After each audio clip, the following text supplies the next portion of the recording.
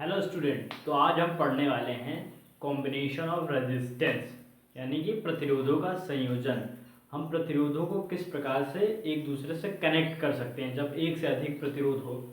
और प्रतिरोधों को तो आपने ओम के नियम में अच्छे से पढ़ा होगा। उन्हीं प्रतिरोधों को हम कैसे जोड़ते हैं जब एक से अधिक हो जाते हैं, जैसे एक से दो या तीन ऐसे हो जाते हैं, तो हम उनको किस प्रकार से जोड़ते हैं। इस वीडियो में हम इसके बारे में पढ़ेंगे डिटेल में और इसका फॉर्मूला डिराइव करेंगे। चलिए शुरू करते हैं। सबसे पहले प्रतिरोधों का संयोजन, कॉम्बिनेशन ऑफ रेजिस्टेंस। रेजिस्टेंस प्रतिरोध को कहते हैं, कॉम्बिनेशन संयोजन। तो दो या दो से अधिक प्रतिरोधों को विभिन्न क्रमों में जोड़ना संयोजन कहलाता है। जब दो या दो से अधिक प्रतिरोध होते हैं तो उनको एक क्रम में जोड़ना, इसको संयोजन कहते हैं। तो सामान्यतः प्रतिरोधों को दो क्रमों में जोड़ा जाता है। प्रतिरोधों को दो क्रमों में जोड़ा जाता है सामान्यतः। एक होता है हमारा सीरीज कॉम्बिनेशन यानी कि श्रेणी क्रम संयोजन, और दूसरा होता है हमारा पैरेलल कॉम्बिनेशन यानी कि समांतर क्रम संयोजन। तो हम सीरीज क्रम संयोजन को देखते हैं अभी।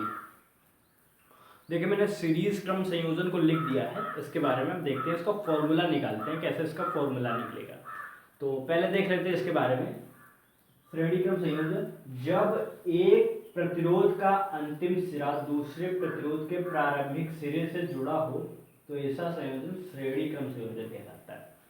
मेनली क्या है कि जब एक प्रतिरोध है जैसे, तो उसका अंतिम सिरा दूसरे प्रतिरोध के प्रारंभिक सिरे से जुड़ा हो तो ऐसे संयोजन को हम कहते हैं श्रेणी क्रम संयोजन। ये हमारा होता है श्रेणी क्रम संयोजन यानी कि सीरीज कॉम्बिनेशन, इसको इंग्लिश में बोलते हैं।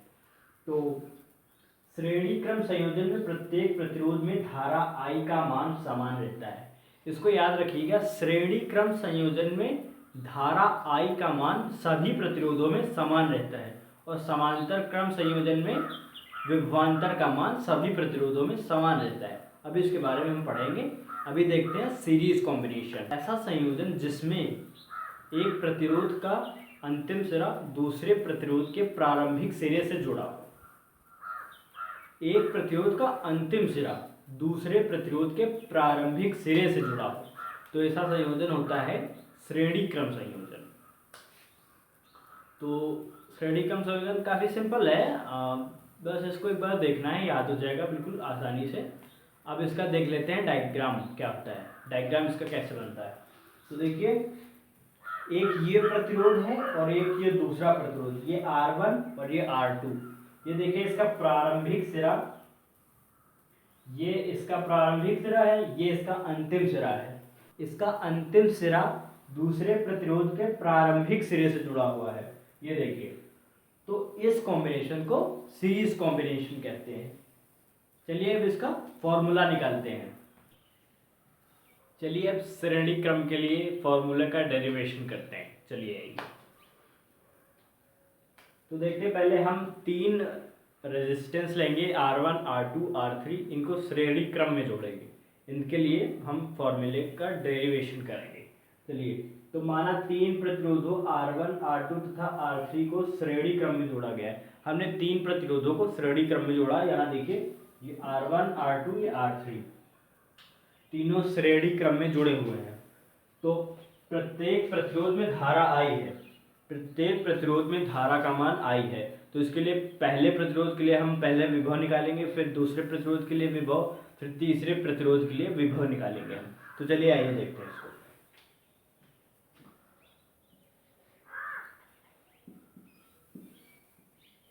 पहले प्रतिरोध के लिए विभव,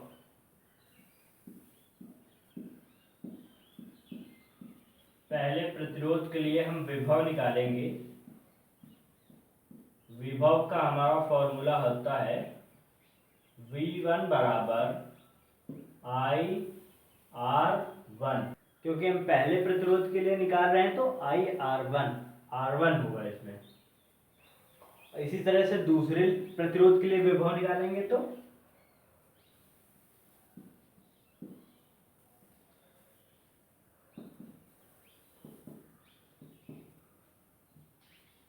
दूसरे प्रतिरोध का विभव होगा V2। इसके लिए होगा हमारा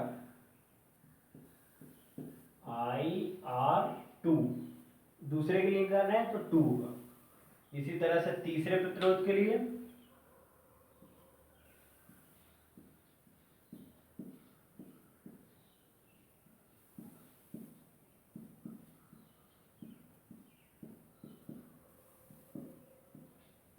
होगा तीसरे प्रतिरोध का विभव होगा हमारा V3 बराबर IR3। हमने तीनों प्रतिरोधों का विभव निकाल लिया है। अब हम इसका कुल विभव निकालेंगे। कुल विभव इसको जोड़ेंगे तो फिर हमारा फॉर्मूला बन के आएगा। चलिए इसको करते हैं। कुल विभव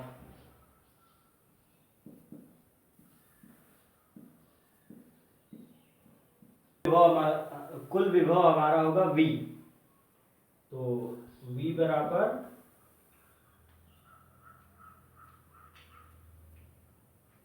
हमारा V1 plus V2 plus V3। ये हमारा समीकरण 1, ये हमारा समीकरण 2, ये हमारा समीकरण 3। तो अभी हम इन तीनों समीकरणों का मान इसमें रखते हैं। V1 का मान IR1, V2 का मान IR2, V3 का मान IR3। IR1 plus IR2 plus IR3।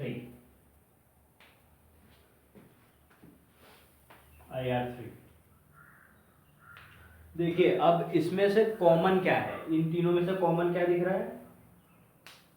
इन तीनों में से कॉमन दिख रहा है आई सबसे कॉमन है। आई कॉमन कर लेते हैं। आई हमारा कॉमन हो जाएगा। फिर बचेगा क्या? R1, फिर इधर से R2 प्लस R3।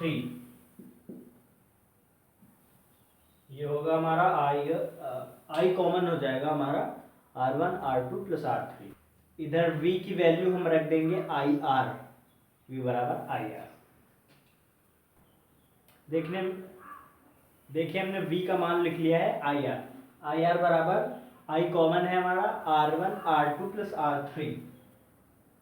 देखिए दोनों तरफ I है तो ये कट जाएगा इस I से, ये I कट गया। इधर करते हैं हम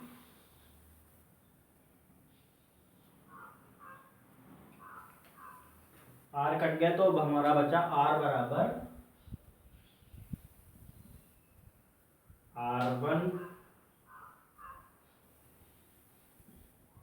प्लस R2 प्लस R3। तो ये हमारा फॉर्मूला है श्रेणी क्रम संयोजन का। सीरीज कॉम्बिनेशन का फॉर्मूला है R बराबर R1 plus R2 plus R3। चलिए देखते हैं पैरेलल कॉम्बिनेशन। पैरेलल कॉम्बिनेशन के लिए डेरिवेशन कैसे होता है, आइए उसको करते हैं। माना तीन प्रतिरोधों R1, R2 तथा R3 को समांतर क्रम में जोड़ा गया है। पैरेलल मतलब समांतर क्रम से। प्रत्येक प्रतिरोध में विभव V है।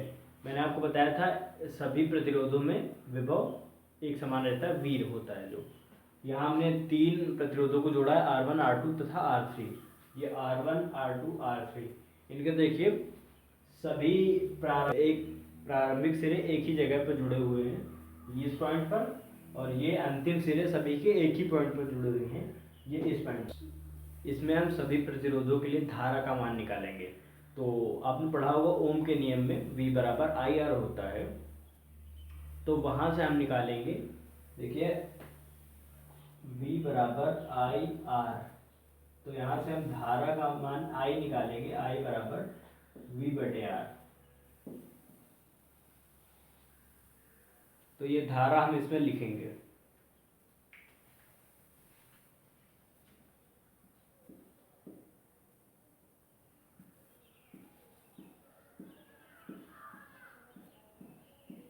पहले प्रतिरोध के लिए धारा का मान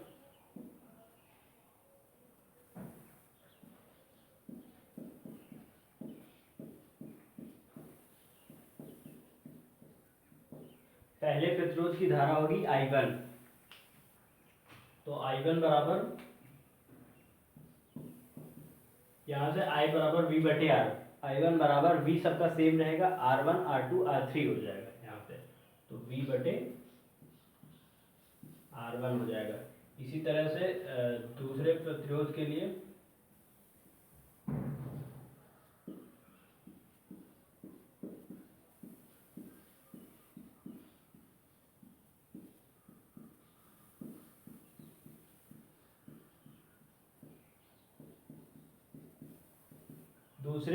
लिए धारा हो जाएगी हमारी I2, यहाँ I1 हो जाएगा, I2 बराबर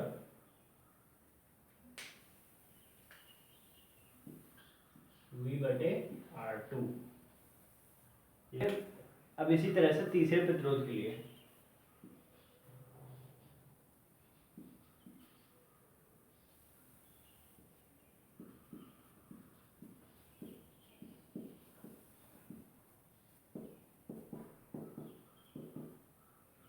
तो यहाँ पर निकालेंगे I3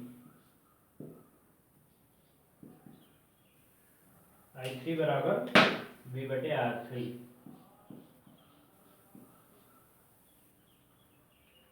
तीनों प्रतिरोधों के लिए धारा का मान आ गया है। अब इसके लिए हम कुल धारा निकालेंगे सभी उसके लिए। अब हम कुल धारा निकालेंगे, I बराबर I1 I2 plus I3, I1 plus I2 plus I3। तो अभी सबकी वैल्यू रख देते हैं इसकी जगह पे V बटे R, ये I बराबर V बटे R, तो यहाँ पे हम रखेंगे V बटे R, V बटे R।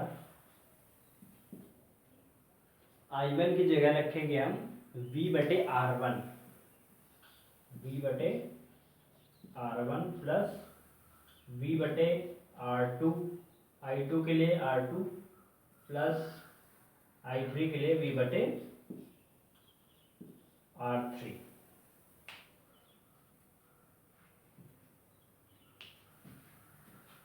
अब देखिए सब में कॉमन दिख रहा है V, तो हम V को कॉमन कर लेंगे सबसे, दोनों तरफ से। तो यहाँ पे करते हैं V कॉमन कर लिया, इसमें V रहेगा सर V बटे R, V हमने कॉमन कर लिया तो अंदर हमारा क्या बचेगा, 1 बटे R1 1 अपान R1 plus 1 upon R2 plus 1 upon R3। हमारा फॉर्मूला भी बन गया है, क्या है, 1 अपान R बराबर 1 अपान R इक्वल टू 1 अपान R1 प्लस 1 अपान R2 प्लस 1 अपान R3।